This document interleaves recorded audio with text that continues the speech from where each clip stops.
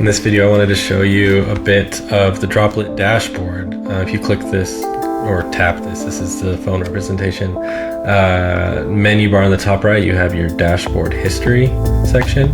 And when you first open that, you get to see how much time you have saved. So my numbers are a little bit inflated, but honestly, it's not too far off. It is calculating this based off of, just what you've tapped. Automations and file folder launches count higher than just basic URLs.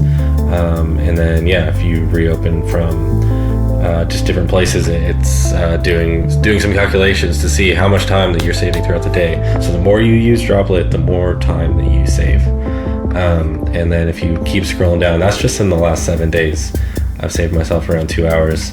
And like I said, it might be slightly inflated because I'm testing it, but in all honesty, I would say 80 to 90% of my taps are intentional usage, not just tapping random buttons to see how they work and what they do. But as you can scroll down, you can see just day to day your activities. So the past couple of days have been a little bit busier developing and working, and then over the weekend not quite so much. And you can see the amount of actions in this Git style developer dashboard that I hope gets a little bit of love out there and attention. But been pretty consistent over the last bit just using Droplet, and you can see when I started developing it, and the history that I have is all the way back in November.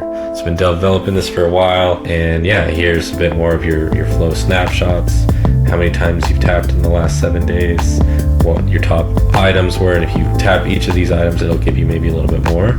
So we've been working on some more text actions. Some of these things are testing items, but I have a couple maps and things that I tap on quite a bit, as you can see, and a few other URLs, and how many I've added 35 drops. So this is how I'm using Droplet. You continue to go down and see just which pages those are on, which boards, and then what the destination is. In Droplet, you can launch directly to your Mac, or you can launch items on your phone as well if you have whatever the item is locally on your device or as a link. And just some more stats of how quickly, once you drop something on there, how quickly are you pulling it back up.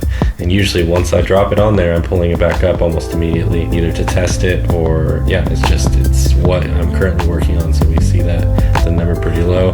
We do have some onboard Apple Intelligence insights, and you can see exactly what we prompted to tell it. This will probably get updated fairly soon, but it's giving just instructions to an onboard LLM, and this is the data that we're feeding it. So you see and know all of the data that we're working with. It's all local, staying on device, no API calls here.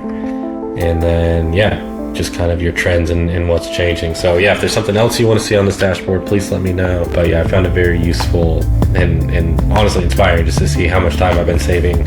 And I would rather be outside having fun, and I can now use that time to spend time with the people I love and whatever else that is. So I hope that this dashboard just helps inspire you to think carefully about your digital life, your workflow, the things that you're spending your time